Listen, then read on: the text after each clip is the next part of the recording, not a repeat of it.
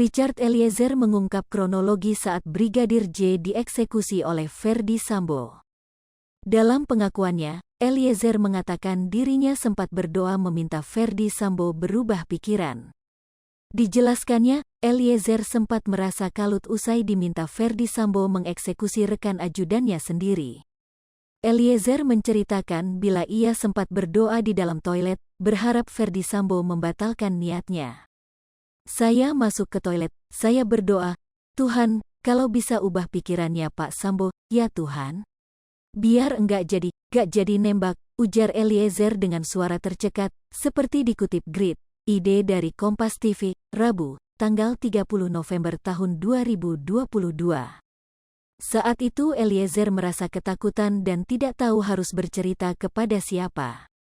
Karena saya takut juga, saya enggak tahu mau cerita ke siapa lagi, saya beraninya berdoa saja, sambungnya. Setelah keluar dari toilet, Eliezer kemudian diberitahu untuk segera menemani Putri Chandrawati ke rumah Duren 3 dari Saguling. Eliezer kembali berkaca-kaca saat memberi kesaksian detik-detik dirinya menembak Brigadir J. Saat itu Ferdy Sambo masuk ke ruangan dengan memegang leher Brigadir J dan memintanya untuk berlutut. Dengan kebingungan Brigadir J sempat bertanya apa yang sebenarnya terjadi.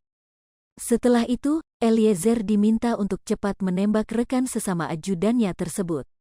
Baru dia, FS, lihat ke saya, woi kau tembak cepat.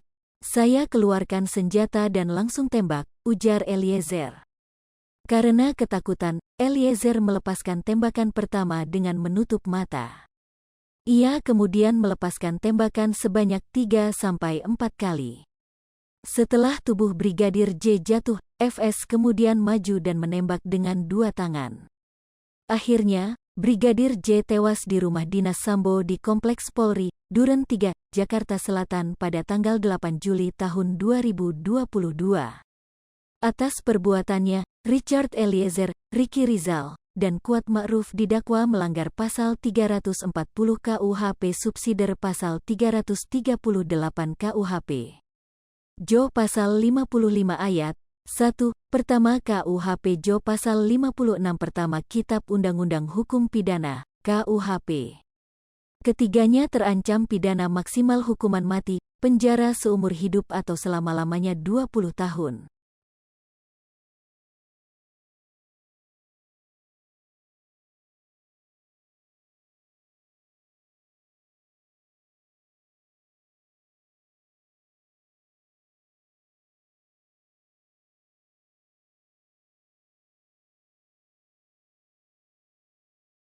Hai pemirsa Sri Popo TV, jangan lupa komen, like, dan subscribe, serta tonton terus berita-berita terupdate lainnya ya.